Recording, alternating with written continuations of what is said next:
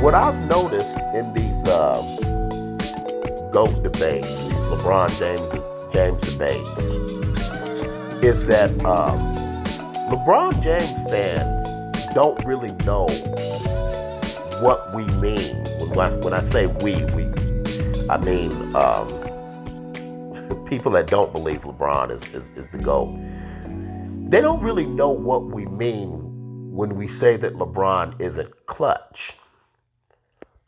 They will cite statistics that show that LeBron is a very efficient shooter in clutch time. Very true.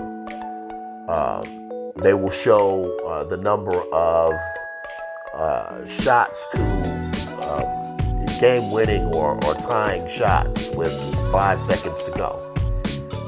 Very true. Okay? That's not what we mean by clutch. Okay? What we mean by clutch is your ability to close teams out. Okay?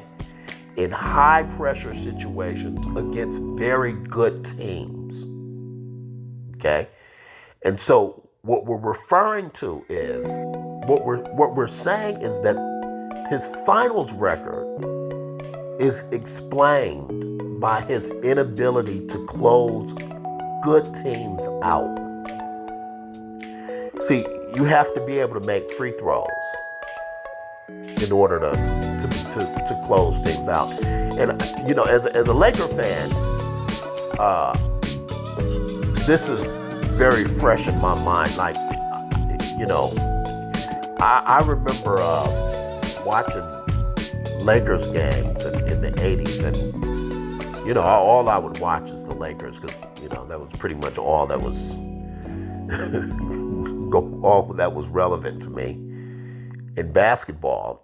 And when I started watching other teams in the 90s, because the Lakers weren't good, I was surprised that other teams didn't really close games out.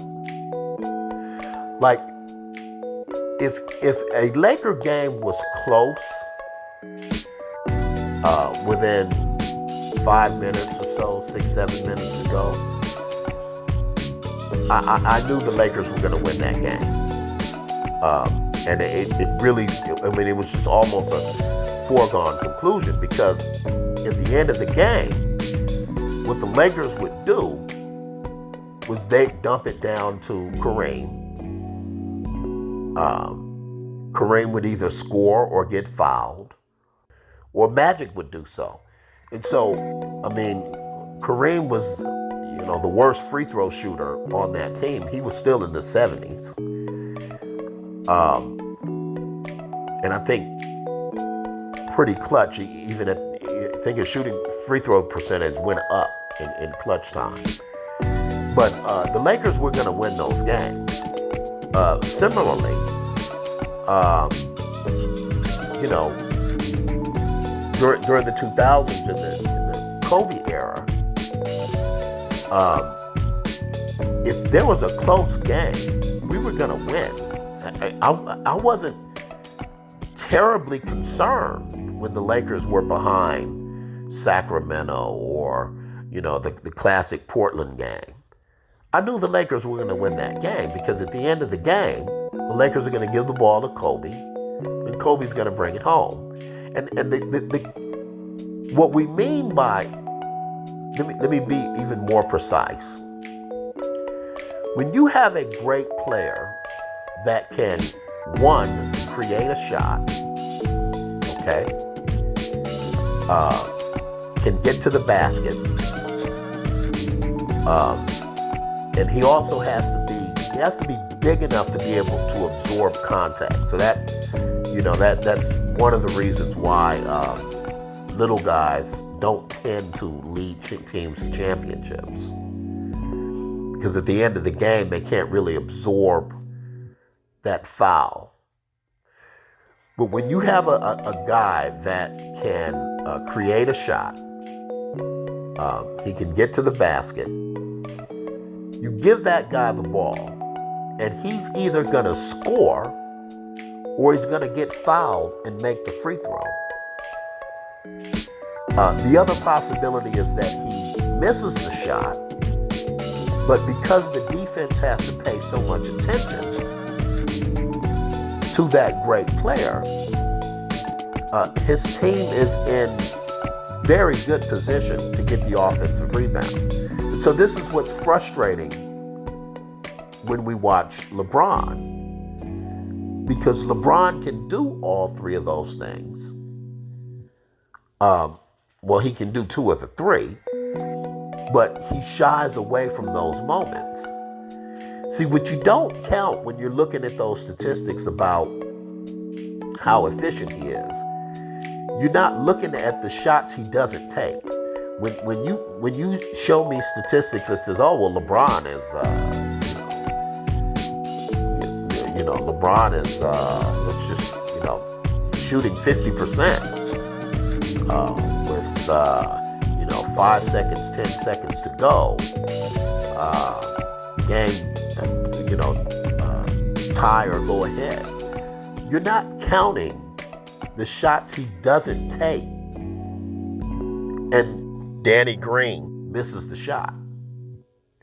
Or your team doesn't get a good shot off. Those are still losses. Okay? You're not counting the shots he doesn't take. So when we observe this in LeBron, we're not hating on LeBron. We're just not seeing something that we saw in other great players. There's something that's just not there. And what it is it's, as Skip Bayless put it, it's the clutch gene. So here is I tried to find statistical proof of this. Now, first of all, let me say this. What Ja Morant did the other night against Golden State, that is the epitome, that is the essence of closing a team out. Okay? With 4 minutes and 53 seconds to go, the Grizzlies were behind by 3 points in that game. So for over the next 5 minutes, Ja Morant would hit 5 field goals, okay?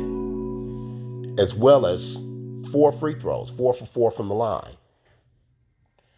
So, just really let that sink in. Because at that point, no matter how talented your team is, your team has not put this team away. Okay, so no matter who your teammates are, whatever the composition of either team, you have failed to put this team away. So now what do you have to do? You got to give the ball to your best player. And you got to hope that your best player can bring it home. Okay?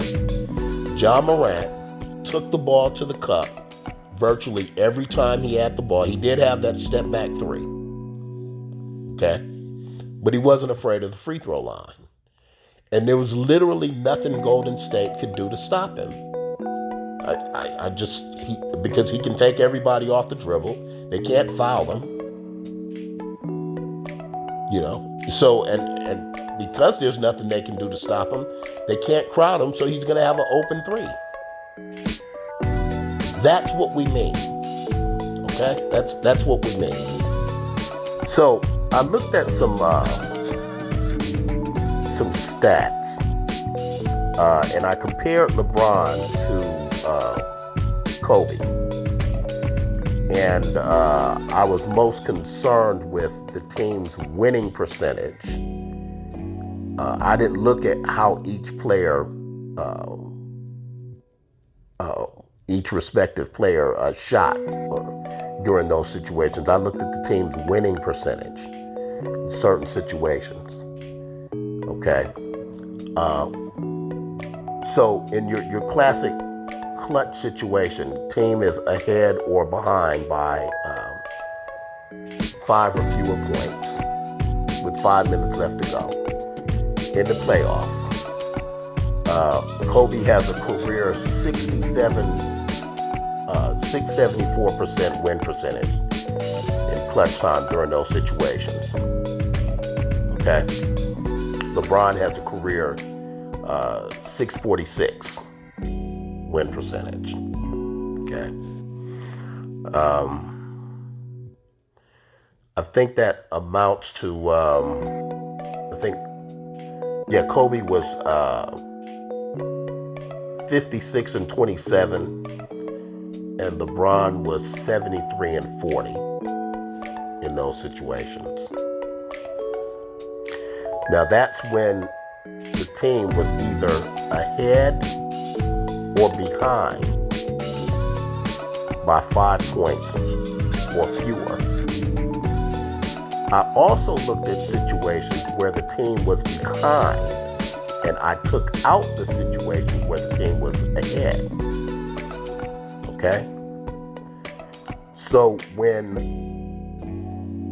the player's team was behind by 5 points or 5 or fewer points in clutch times, so anywhere from 0 to 5 points with 5 minutes to go, clutch time, LeBron has a 45% win percentage in those situations. He's 32 and 39 in the playoffs.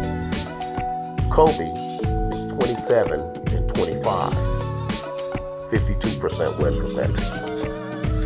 Okay.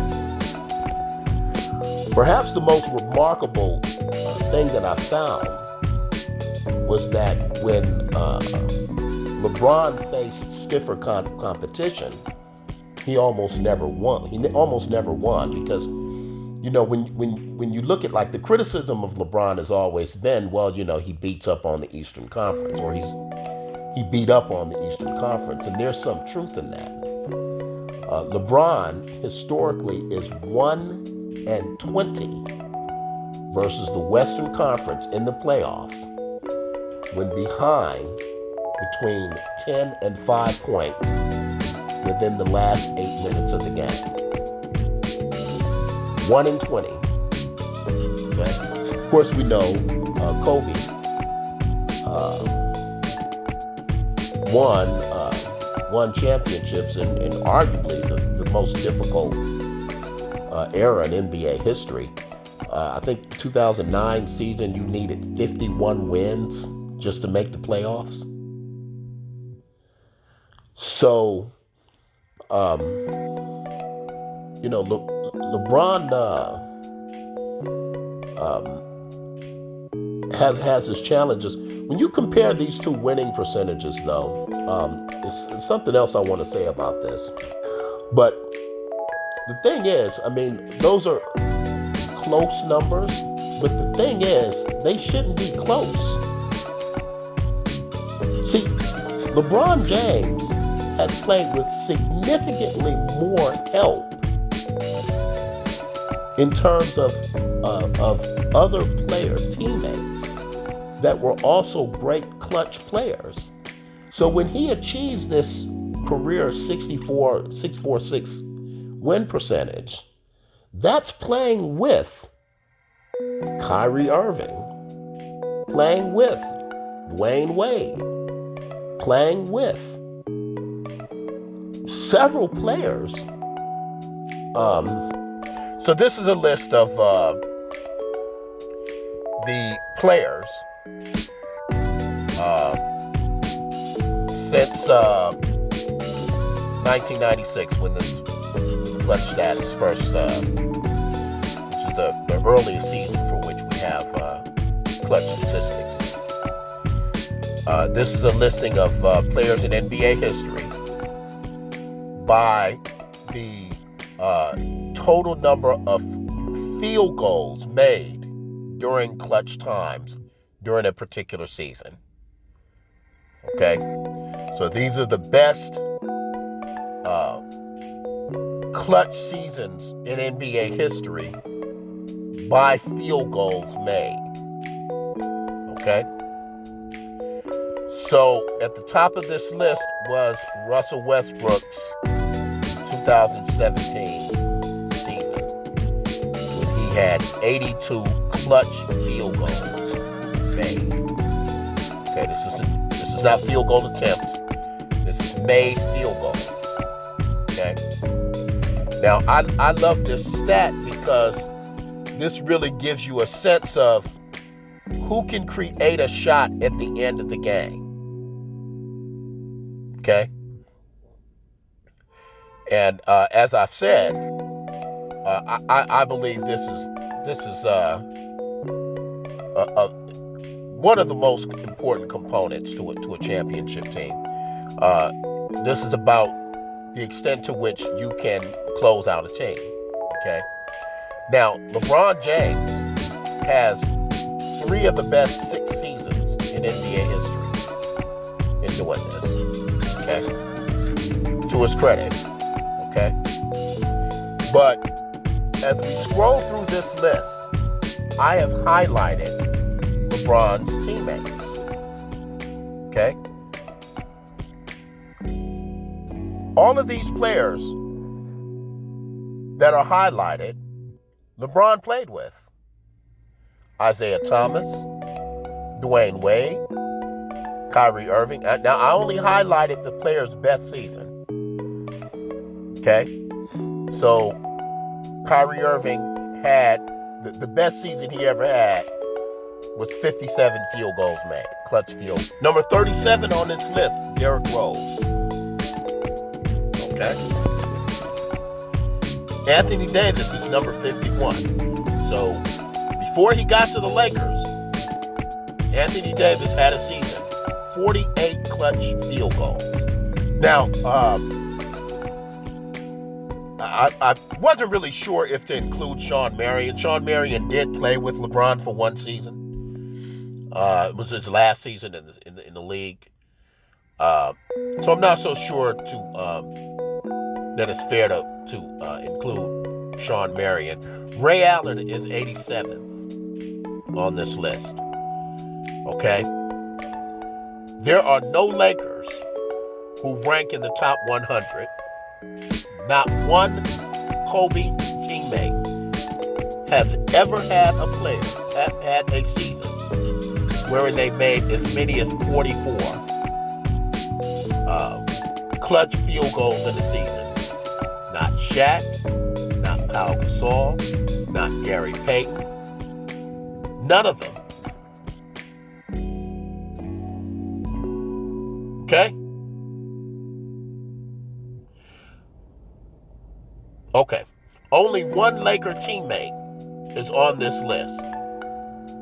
Karl Malone in 1997, 8 years before he played with Kobe, 7 years before he played with Kobe, had 47 clutch field goals in a season. Okay? And that season would rank 69th on this list. Okay? And of course, Kobe only played with him one season. Okay? Shaquille O'Neal is not on this list. Pau Gasol is not on this list. Steve Nash is not on this list. And of course, he played with Steve Nash at the end of his career. Nobody else is on this list. Okay. So that is a dramatic disparity in the amount of clutch help each player had, and of course, help during the rest of the game as well. Okay? Kobe and LeBron's record in clutch time during the playoffs shouldn't be close. It shouldn't be close. And yet Kobe still has a better record. And I would say that it's because while LeBron is efficient, his reticence to go to the free throw line really hurts his ability to really close teams out. So you're looking at him making wise decisions and good, so-called good decisions, but you're not looking at the free throws he doesn't take and doesn't make because he went ahead and went to the cup. Okay, so when he passes the ball to a role player and he misses, he gets to say, "Oh well, it's not my fault. My teammates got to be better." When in actuality, what he needed to do was just take the ball to the cup and make the free throws. Okay, you have to be able to make free throws. LeBron just doesn't close teams out.